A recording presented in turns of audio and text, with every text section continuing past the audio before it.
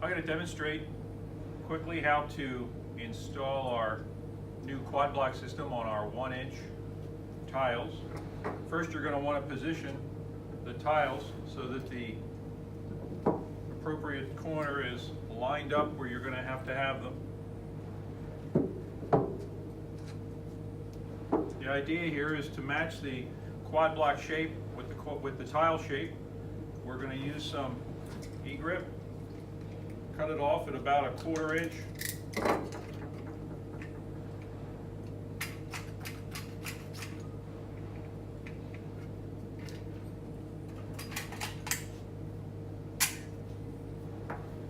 Put a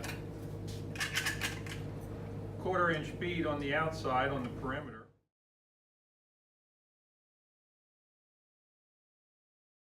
You apply that to the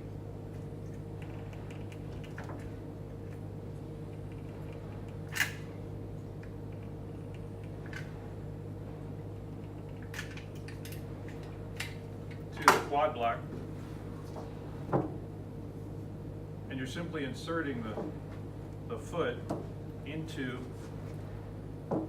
the same shape on the quad block. The quad block will help align and position the tile at the corner.